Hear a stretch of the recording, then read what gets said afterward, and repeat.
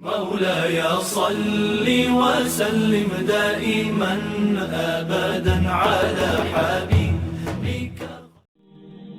جو لوگ بیچارے مزدوری بھی کرتے ہیں، کام کاج بھی کرتے ہیں، ان کے لیے کتنی مشقت ہے کہ جسم کا پانی بھی خشک ہو جاتا ہے اور وہ اس کے باوجود بھی روزے سے ہوتے ہیں. شوگر کے مریض ہیں، ان کے لیے 5-6 گھنٹے بھوک سے کاٹنے مشکل ہوتے ہیں اور وہ جو ہے وہ 18-20 گھنٹے جو ہے وہ بھوک میں کاٹ رہے ہوتے ہیں، اور پھر جو ان کا حال ہوتا ہے وہ انہیں پتہ ہوتا ہے. اسی طرح مختلف بیماریوں اور مختلف امراض میں مبتلا لوگ، صحت مند شخص بھی اتنی شدید گرمی میں اتنی بھوک اور پیاس کاٹتا ہے. تو یہ ایک کام ہے. تو یہ کیوں کیا جاتا ہے؟ اس کا مقصد کیا ہے؟ تو وہ مقصد کوئی مخفی مقصد نہیں ہے، کوئی پوشیدہ مقصد نہیں ہے جو معلوم نہ ہو.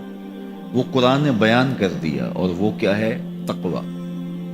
تو تمہیں روزہ اس لیے دیا گیا ہے تاکہ تم بھوک پیاس کاٹنے کے بعد اس نتیجے پہ پہنچو کہ تمہیں اتقاء کی دولت نصیب ہو. تو میں اور آپ 20 روزے گزار چکے ہیں، اب 21ویں روزے میں داخل ہو چکے ہیں. ہمیں ضرور اپنا جائزہ لینا چاہیے کہ کیا ہمیں مقصود کا کچھ حصہ نصیب ہوا ہے. اگر ہوا ہے تو ہمیں مبارک ہو، اور اگر نہیں تو ابھی موقع ہاتھ سے نہیں گیا، ابھی 10 دن ہمارے پاس باقی ہیں.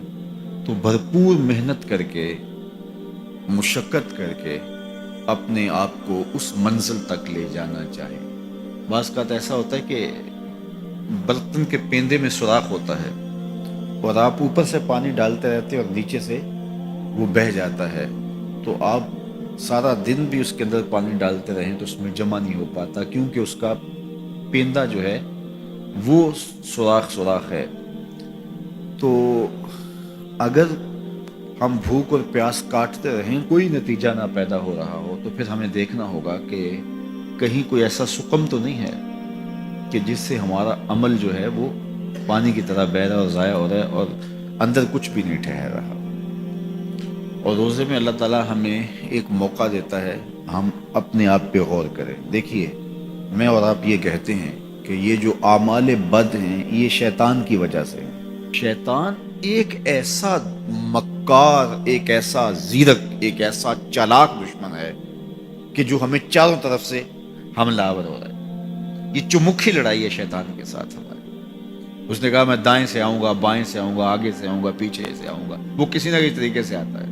اور جب شیاطین جکڑ دیے گئے، اب ہم دیکھیں کہ ہمیں جو بہکاتا تھا، ہمارے ساتھ مکر اور چالاکی کے ساتھ ہمیں راہ مستقیم سے ہٹانے کی کوشش میں لگا ہوا تھا، اب وہ تو جکڑ دیا گیا. اور ہم اس کے باوجود بھی گناہ کی زندگی میں کیوں ہیں؟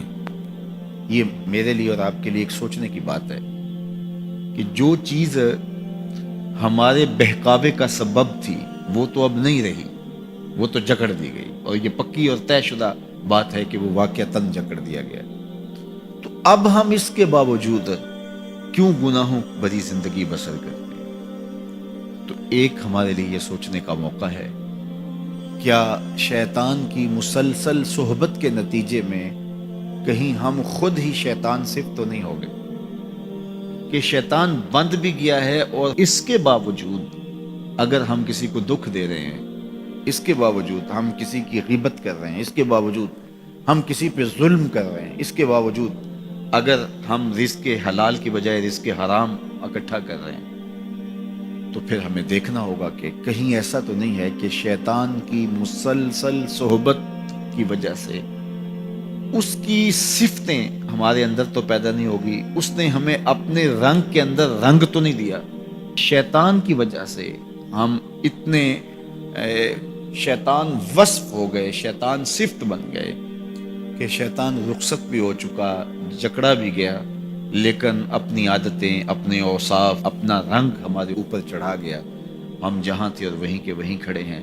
اور ماہ سیام ہر سال آتا ہے اور گزر جاتا ہے، اور ہم جہاں ہوتے ہیں پھر وہیں کے وہیں ہوتے ہیں. بہت سارے لوگ جو ہیں وہ تو 5 گانہ نماز بھی پڑھنے لگ جاتے ہیں، لیکن رمضان المبارک کے بعد عید کے دن بھی فجر کی نماز چھوڑ دیتے ہیں، اور پھر اس کے بعد نمازوں کا تسلسل. تو اس کی مثال بیان فرمائے گی اس خاتون کی طرح جو سارا دن سوت کاٹتی تھی اور شام کو اپنے ہاتھ سے اس کاتے ہوئے سود کو توڑ دیتی تھی۔ تو قرآن نے کہا تم اس عورت کی طرح نہ ہو جاؤ جو اپنے ہاتھ سے کاٹتی ہے اور پھر شام کو اس کو توڑ کے ریزہ ریزہ کر دیتی ہے۔ تو جو بھی نصیب ہو، تھوڑا نصیب ہو، لیکن اگر پیندے میں سوراخ نہیں ہے تو ایک ایک قطرہ بھی روز پڑے گا تو ایک دن برتن بھر جائے گا، اور پیندے میں اگر سوراخ ہے تو جتنا مرضی ڈالتے رہو گے ایک قطرہ بھی اس کے اندر نہیں روک پائے گا۔ تو سب سے پہلے ہمیں اپنے آپ کو محفوظ کرنا ہوگا، وہ برائی کے راستے بند کرنے ہوں گے، اور اپنے من کی صفائی اور ستھرائی کے لیے کوشاں ہونا پڑے گا۔ تو یہ رمضان ہمیں سکھاتا ہے، ماہ سیام ہمیں بتاتا ہے کہ ہم کس طرح اپنے آپ کو بچا سکتے ہیں۔